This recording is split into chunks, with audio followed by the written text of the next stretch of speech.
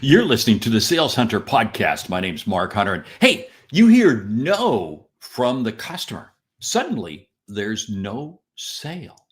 What do you do? It's make or break time. Hey, there are 6 myths that I'm going to pop with how you handle this. That's right, 6 myths. And I want to pop all those. Why? Because when we pop them, you're going to be able to sell more effectively. You're going to be able to close more deals. Hey, the show begins right now. You're listening to the Sales Hunter podcast with Mark Hunter, where the focus is to help you as a sales leader sell with confidence and integrity. And now here's your host. Yes, your customer has said no. And hey, don't worry about it. I have heard no too. I've had customers tell me no. In fact, just last week, I had a customer tell me no. In fact, that's what prompted me to do this episode. Let's get into the first one. Hey, first of all, thinking a no is a no, and they're all equal of the same value. No, they're not. Hey, let me tell you something. Many times you're going to get a no, and it's from a small opportunity. It was, hey, just brush it off your shoulder. Move on. Don't even worry about it. One of the biggest challenges, problems people have is they hear a no and they get all wigged out about it. Don't. Now, if it's a big opportunity, yeah, you owe it to yourself.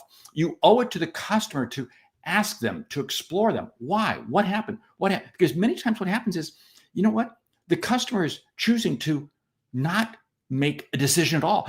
It's not that they chose not to buy you because they're buying somebody else. They chose not to buy anybody else. You see, I'm going to unpack these in the next 5, but it really comes down to breaking down the no so you know why the no is a no. Hey, this episode is sponsored by the How to Get a Meeting with Anyone Mastermind. It's where elite sellers learn audacious, proven strategies to land impossible meetings with their dream clients. It's created by Stu Heinecke. He's the Wall Street Journal cartoonist who AMA named the father of contact marketing. You can join now at getameetingmastermind.com. Spots are limited. Okay, second myth. Ready? You walk away and you move on to the next opportunity. Hey, this one builds on the first one. I've seen this. Well, I'm not going to let it worry. I don't care. I'm just going to move on to the next opportunity. NO stands for next opportunity. Okay, I love that attitude, but hold it. It's a myth because you've got to get clarification on any of those deals that the customer said no. Got to get clarification as to why they said no, because here's the situation. It may be just a matter of time. And if you don't ask, you're going to step away. You're going to forget about them. You're not going to follow up with them. And whoa, you see, that's the biggest problem there is you move on to the next opportunity and you fail to remain engaged. You spent time creating a relationship with that prospect. They didn't turn into a customer, but you still spent time developing a relationship with them. You owe it to yourself. You owe it to them to stay in the game. Because many times the result that the customer is telling you is they chose not to make a decision. They're remaining with status quo, or it's delayed because of something else that came up. This means the opportunity is still in play when you can create enough value. Myth number 3, it's assuming you know why they said no. This trips up so many salespeople. This probably has tripped up you because, again, you've assumed, well, you know what? They were talking about this, and so that's undoubtedly why they chose not to go with us. False. This is one of the reasons why, if the deal is of any size whatsoever, you have to have multiple relationships. You have to have multiple contacts because you've got to have multiple ways to garner additional insights. Because what happens many times is that you got led to believe an assumption right at the beginning of the sales process. And you never really flushed it out as to whether or not that was real. So what happened is you went through the entire sales process assuming this is what the customer is looking for, assuming this is why they were going to buy, assuming this would be what their budget is. And then when they did not buy, you were suddenly left thinking, that's the reason. No, It wasn't the reason, it was something else. Assumptions get us into trouble. This is why one of the things that I tell people, you have to double check every fact that you hear. Double check everything that you want to believe. And don't believe it until you've heard it either twice or you've heard it from two different people. Now, when I say twice, it doesn't mean it's the same sentence. The customer repeats it to you twice. It's on two different occasions. I firmly believe that assumptive selling or assumptive beliefs, however you want to phrase it, destroys more sales. I've seen it happen in my own business. I was led to believe, there was a situation I was led to believe that this is why they wanted to go with me. This is why they were going to hire my company. And it did not work out. There's been other times when I've had that assumptive, but I've gone in and I verified, double checked. This is why you cannot race to the close. This myth, the third myth, assuming you know why they said no, is absolutely the one that if you can power past this and not fall victim to it, you will dramatically change the percentage of deals that you close. Number 4, not thinking a no is going to impact you. Oh, it does impact you. It does impact you. There's a little mental nick that happens in your brain, in your soul, in your heart, in your mind. And what happens is that no stings.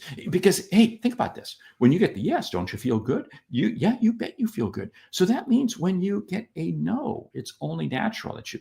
This is one of the challenges that I find with salespeople is they create a valley. In other words, they create a valley of their own making. What do I mean by this? Because they've gotten a series of no's and they suddenly believe everything is a no. And what they're selling is just not right. Hey, here's the deal. When you hear a no, the first thing you want to do after you've said, do I need to go back? And, if it's a small deal, I blow it up. But if it's of any marginal consequence, I'm going to get back in and have a conversation with them and ask, hey, help me understand. I was under the impression that we needed to do this. And you got to ask that question sincerely. But I found 98% of the time the customers will share with you a response. But here's the whole thing. After you've done that, you've got to pick up the phone and call your favorite customer. You've got to immediately get back on the horse and ride. The worst thing you can do is to sit there and say, well, I need to stop. I need to stop doing everything. And I need to reassess everything. Hold on, cowboys. Hold on. Now, what you need to do is you need to pick up the phone, call a favorite customer. Let them pick you up. Let them tell you how wonderful you are. Let you get in the game with them. Then you can begin to reassess, which then takes us to myth number 5, or really should I say it's the next 10 myths. And that's thinking your process is really a great sales process. That is a big fat myth. That's a big fat myth. You see, what I hate is when salespeople say, well, it just wasn't the right customer. It just wasn't the right customer. It's never about their own selling process.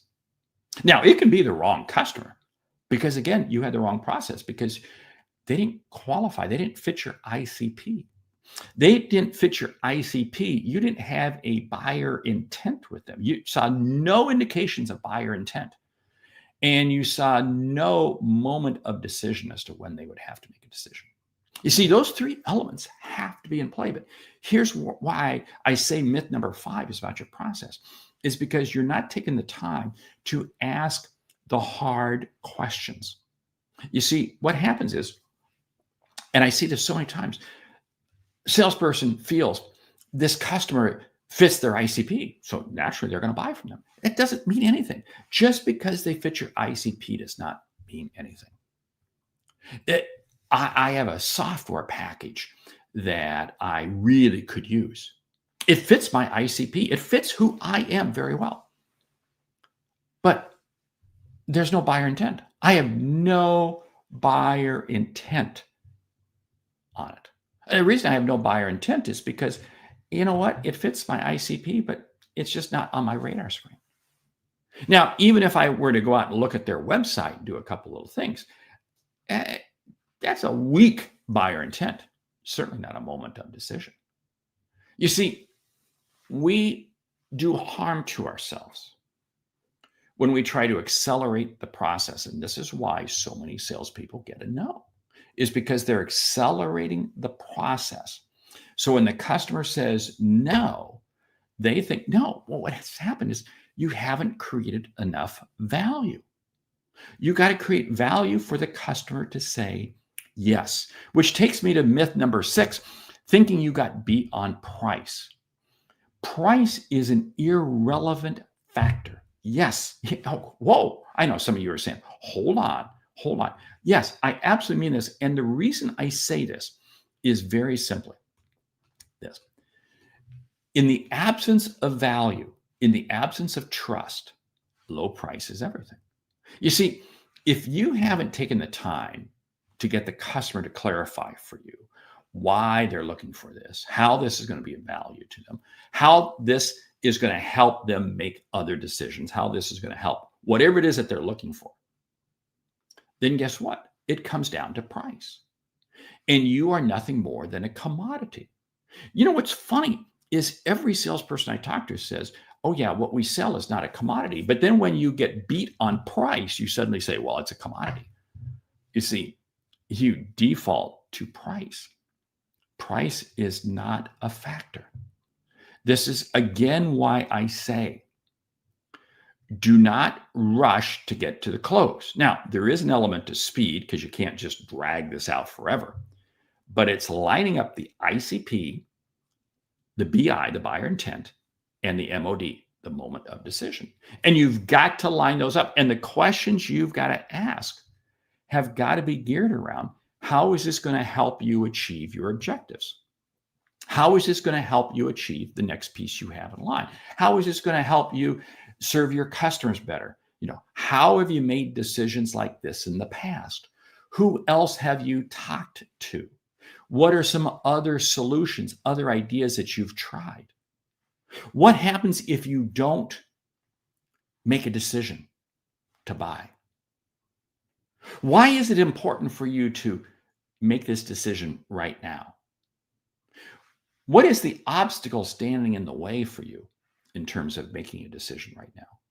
Who else do you need to talk to be able to get this approved? Okay, what I've done is I've just rattled off a number of questions.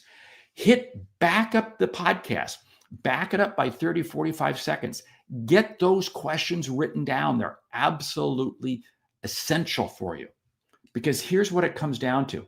If you are not taking the time to sit there and ask the customer engaging questions, you're not going to be there. Hey, LinkedIn user has jumped in. Process isn't made to be just followed, but as a guideline to track the way. Absolutely.